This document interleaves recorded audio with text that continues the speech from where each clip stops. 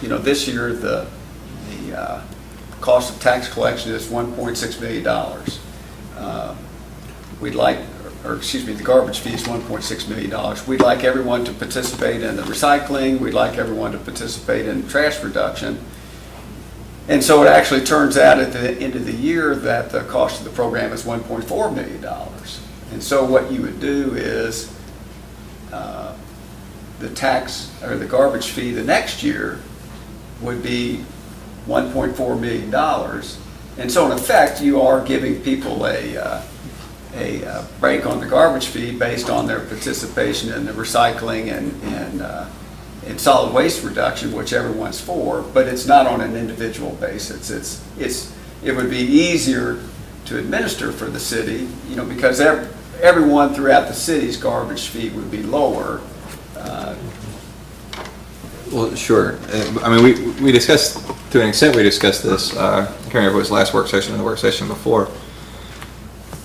We've talked about all the, in terms of the 7,000+ cities that already have pay-as-you-throw systems, they all see a reduction in their waste management expenses over time because of decreased tipping fees and increased recycling revenue. And a pretty conservative estimate, some folks see the numbers go down a lot more than this, but a pretty conservative estimate is about 15% reduction in operating expenses within 5 years. And that's really conservative. So what we talked about earlier this month was not calculating the fee based on current usage. See, because the catch with that is that if the purpose of charging by volume is to encourage people to save money by throwing away less trash and recycling more. When folks do that, it brings in less revenue, obviously. And then if we're using revenue as an incentive and a disincentive, then as folks throw away less trash, so that in order to lower their own fee, that means that we're bringing in less revenue. And you can generally count on a 15% decrease in revenue over the course of 5 years. So what we talked about doing was calculating the fee not based on current cost of collection and current estimate of participation, but calculating the fee based on 5 years out with that 50% decrease in revenue. Here's the catch. If we were to charge the fee based on exactly what we're using now, and based on the average garbage produced right now, then as the garbage produced in time goes down, we would have to raise the fee in order to keep up. And so if we calculate the fee based on that decrease in revenue 5 years out, then that means it brings in a little bit more than it needs to right now, but that gives us the buffer we need to cover the upfront expenses in terms of investing in new cans for the entire community and all that fun stuff. So it gives us that, it brings it a little more than we need right now, but that gives us the buffer to get the program started, and then the fee and everything come into line down the road. But if we're just passing, ultimately the cost of the program is already going to be passed along to ratepayers in time.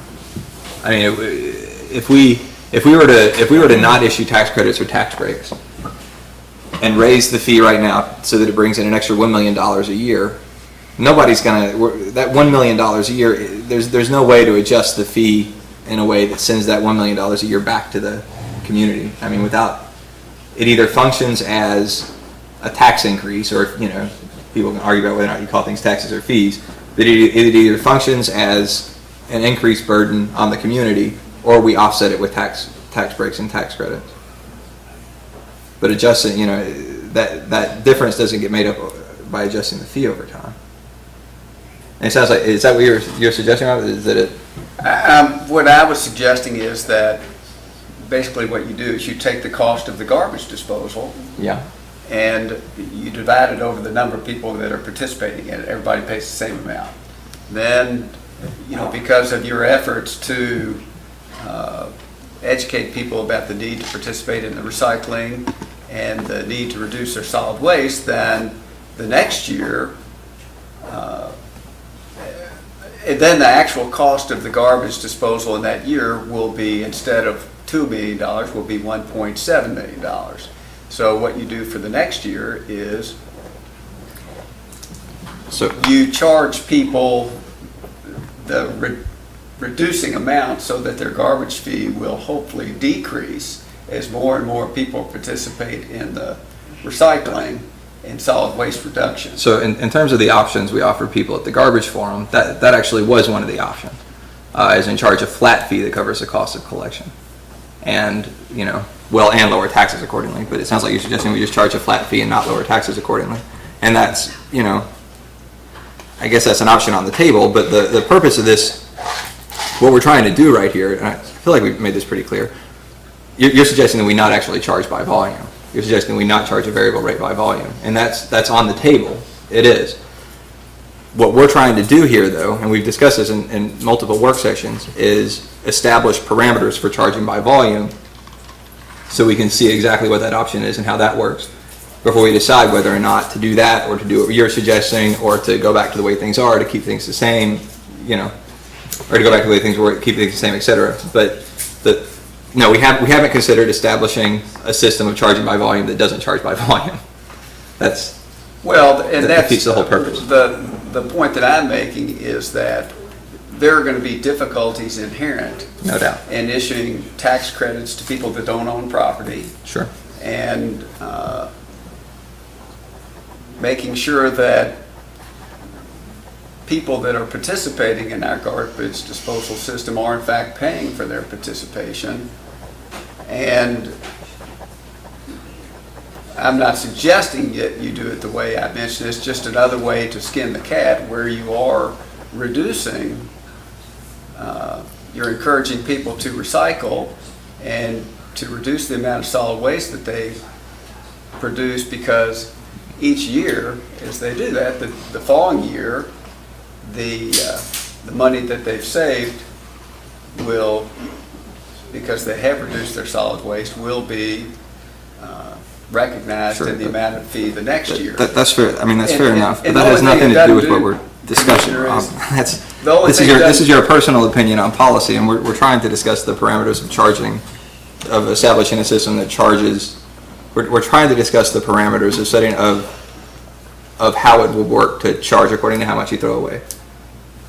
And I respect the fact that you have an opinion on a different way to do it. Lots of people do. We've had these public forums. We've heard lots of opinions on other ways we can do it, and we will discuss those in time.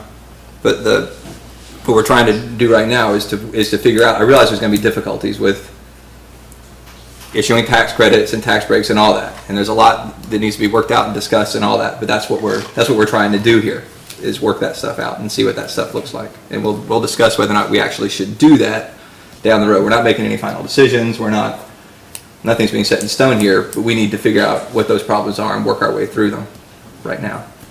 If I just may, real quick, Mayor, I think that I feel like there's been miscommunication up here at the table. The way I'm kind of seeing what the solicitor is saying is that it's sort of like an insurance premium in many ways. As your insurance premium is based on the overall pool of risk, and as the losses go down, then your premium can go down based on your exposure. So say you start out next year and you have 3 different can options, one at $10, one at $20, and one at $30, for example. If you see a significant decrease in the overall cost of waste, then the next year you say, okay, then it's $7, $14, or $21 for the can as a way of giving back money, but you're still giving you're still charging based on the volume that you're producing. But overall, if the city is cutting down its volume, then people are going to save money based on that. You see what I'm saying? That's how I've interpreted what the solicitor has said. I guess I heard him saying that he was suggesting we charge everybody the same rate. Well, you would be, for each can would be a flat rate. I mean, you would have a $10 flat rate for the I think that's what we are, but I think that's what we're talking about doing already anyway. The question is that the difference was just, are we going to issue a credit to do that, or as a way to give back money to be in what is sort of like a dividend type thing at the end of the year?